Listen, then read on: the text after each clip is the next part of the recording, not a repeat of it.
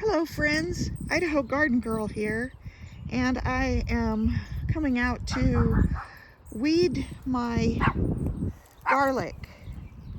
You can just barely make out that I have garlic here, but yeah, I actually have a pretty good crop of garlic. Anyway, it has been completely taken over by this weed right here. And this is the weed that is called Canada Thistle. I'll give you a closer look of it. So when Canada Thistle first comes up, it's a smaller plant like this right here. And then it just grows taller and taller and taller. And you can see these spiky stickers on all and leaves. It's terrible to pull out with bare hands. So I wear gloves. I wear this kind of a glove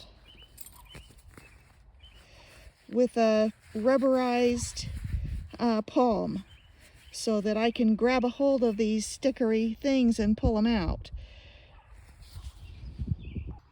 So later on in the summer, these plants are going to have a flower head up at the top, and it's going to have a really beautiful cluster of lavender colored flowers.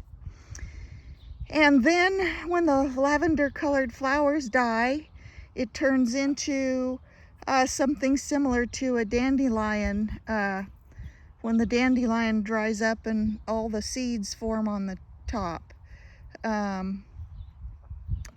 These things reproduce from those seeds. I mean, there's thousands of seeds from each one of the plants, and they reproduce with seeds, so wherever the seeds land, they can germinate and create a new plant. But they also reproduce by roots. And they have a long, here's one I pulled up, they have a long taproot.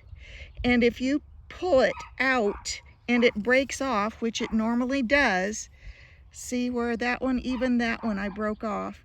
That means that that little piece of root that is left down in the soil is going to create another plant, and it will come back. So the thing is, you don't want to use a tiller, because if you use a tiller, a rototiller, and you have this in your garden, you're basically going to chop up all the roots and make little tiny plants all over the place. And this stuff is really difficult to get rid of. The best thing to do, I have found, is like in a situation here where I have this really thickly in my garlic bed, I pull it. But there's a trick to pulling it. You don't just yank it out. You have to gently pull it so that it's loose and gently slips out of the soil, because if you yank it, you're going to break this root off and you're going to just make another plant. The thing is not only does it make another plant, it causes, if you break this off in the soil, this root right here will fork. And so it'll have several branches coming out, not just one stalk. It'll have several stalks coming out, and then they'll all come up. It's a native to Europe and Asia and Africa, and in the UK they call this creeping thistle. I don't know why we call it Canada thistle. I just know that that's the official common name. The scientific name is Cirsium arvens, and I know that is hard to imagine. I actually wrote it down here on a card so you can see it. Cirsium arvens. But the official common name in the United States is Canada thistle. So this is bad stuff, and I have some in my pasture, and I'm trying to get rid of it. And sometimes it goes to seed, to flower, and to seed, and I do my best to get rid of it. but it's difficult. But later on in the summer, I'm sure I will have some that will start to flower, and I will show you that.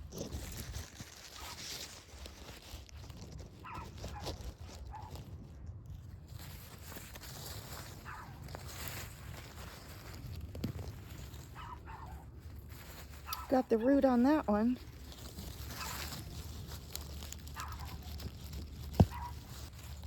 Got the root on that one. Most of it anyway. Oh, I snapped that one off.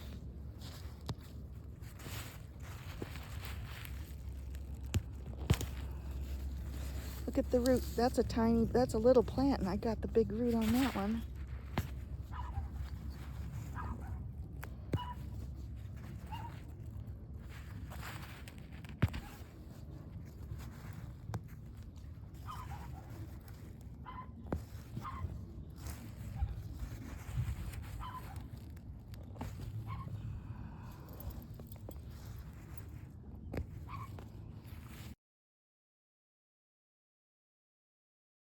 So here's a few of the Canada thistles with the forked roots.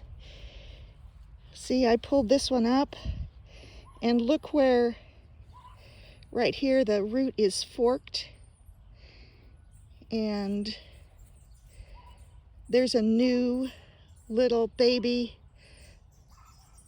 tiny new Canada thistle coming up. So that right there sort of looks like a stub. That right there kind of looks like a stub where I broke it off previously. So that's how they can fork. Here's another one. Well, yeah, look at this one. It's forked, and it also forked right there. And then there's this one, which was a big tangled mess. That's a single. All of these are attached. And yet, above ground, they look like 6 or 7 different plants, you know? So that's what happens when you break them off down under the ground.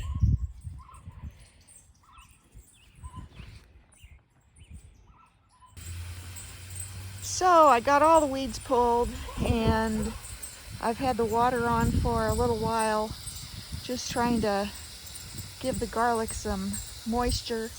They haven't had any in a while. I mean, it's rained, but it's not enough, you know? So anyway, garlic is looking good. Thanks for watching. Bye for now.